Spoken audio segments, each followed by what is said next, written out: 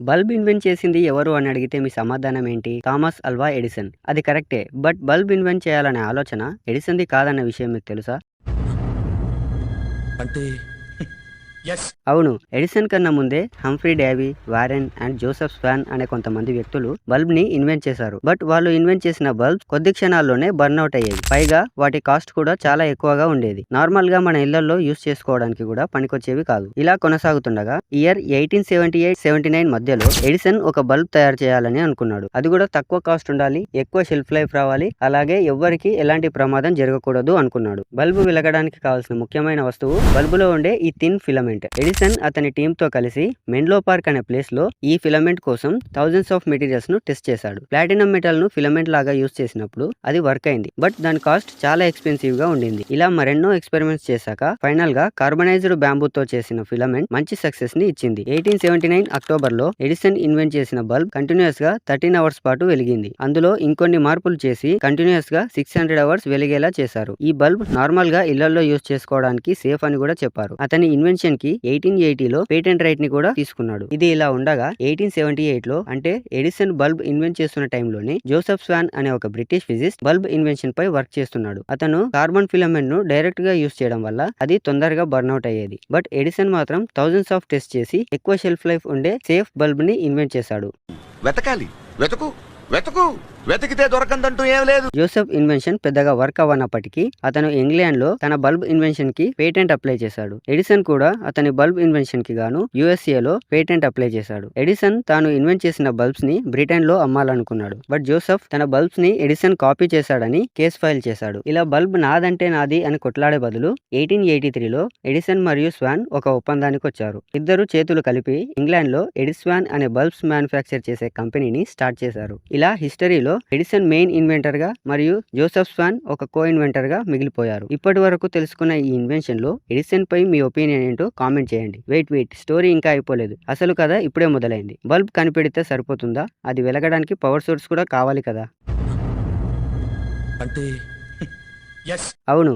Late 1800s లో ప్రతి ఇంటికి పవర్ సోర్స్ లేదు. సో ఎడిసన్ DC కరెంట్ అంటే డైరెక్ట్ కరెంట్ సిస్టమ్స్ ని డెవలప్ చేశాడు. డైరెక్ట్ కరెంట్ అంటే ఎలక్ట్రిసిటీ ఓన్లీ వన్ డైరెక్షన్ లోనే ఫ్లో అవుతుంది. సేమ్ పైప్ లో వాటర్ ఫ్లో అయినట్టు. ఎడిసన్ న్యూయార్క్ వంటి సిటీస్ లో ఫస్ట్ టైం అతని DC పవర్ ప్లాంట్స్ ని బిల్డ్ చేసి ఎలక్ట్రిసిటీని ఆ సిటీస్ కి సప్లై చేశాడు. బట్ ఈ DC కరెంట్ తో ఉన్న పెద్ద ప్రాబ్లం ఏంటంటే ఈ electric power long distances travel చేయలేదు. డిస్టెన్స్ పెరిగే కొద్దీ ఆ పవర్ యొక్క వోల్టేజ్ తగ్గిపోతూ వస్తుంది. సో ఈ DC కరెంట్ ని ఎవరైతే DC పవర్ ప్లాంట్స్ కి దగ్గరగా ఉంటారో వాళ్ళు మాత్రమే యూజ్ చేసుకోగలరు. ప్రతి ఒక్కరికి ఈ DC కరెంట్ రీచ్ అవ్వాలి అంటే ప్రతి చోట DC పవర్ ప్లాంట్స్ ఏర్పాటు చేయాలి. అందుకు గాను ఎక్కువ కాస్ట్ అవుతుంది. Around the same time Nicola Tesla అనే ఒక బ్రిలియంట్ ఇన్వెంటర్ AC కరెంట్ పై వర్క్ చేస్తున్నాడు. AC కరెంట్ అంటే ఆల్టర్నేటింగ్ కరెంట్. దీని యొక్క మెయిన్ అడ్వాంటేజ్ ఏంటంటే ఈ కరెంట్ లాంగ్ డిస్టెన్సెస్ ట్రావెల్ చేసే కొద్దీ దాని యొక్క వోల్టేజ్ ని కూడా increase చేసుకోగలదు.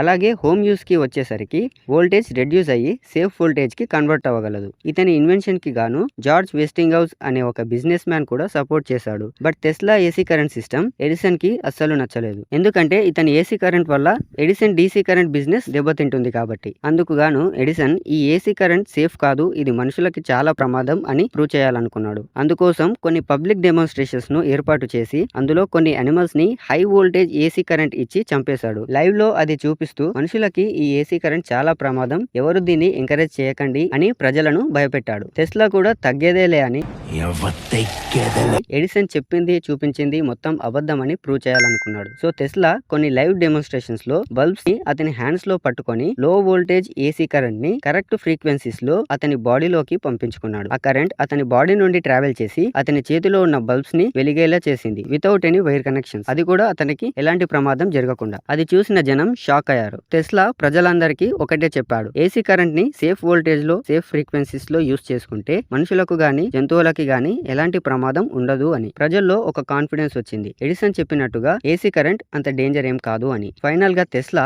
AC current safe and useful అని ప్రూవ్ చేసుకోవడం కోసం 1893లో చికాగో వరల్డ్స్ ఫెయిర్ అనే బిగ్గెస్ట్ టెస్ట్ లో అతని AC కరెంట్ యూస్ చేసి ఎలాంటి యాక్సిడెంట్స్, షాక్ సర్క్యూట్స్ జరగకుండా మిలియన్స్ ఆఫ్ బల్బ్స్ ని వెలిగేలా చేశాడు. ఈ టెస్ట్ తర్వాత ప్రజల్లో పూర్తిగా AC కరెంట్ సేఫ్ అనే కాన్ఫిడెన్స్ వచ్చింది. మరి ఇప్పుడు AC కరెంట్ ఉంది కదా, ఇంకా DC కరెంట్ తో పని లేదా అంటే ఉంది. ఏసీ కరెంట్ సిటీ మొత్తానికి పవర్ ట్రాన్స్మిట్ చేయడానికి యూస్ చేస్తే డీసీ కరెంట్ స్టిల్ బ్యాటరీస్ కి, ఎలక్ట్రానిక్ డివైజెస్ కి ఇంపార్టెంటే. ఫైనల్ గా ఈ ఇన్వెన్షన్స్ వెనక ఉన్న ఇంట్రెస్టింగ్ స్టోరీ విన్నారు కదా. మరి ఎడిసన్ పై అలాగే టెస్లా పై మీ ఒపీనియన్ ఏంటో కామెంట్ చేయండి. కంటెంట్ వర్తి అనిపిస్తే ఒక లైక్ చేయండి. అలాగే మన ఛానల్ ను సబ్స్క్రైబ్ చేసుకోండి.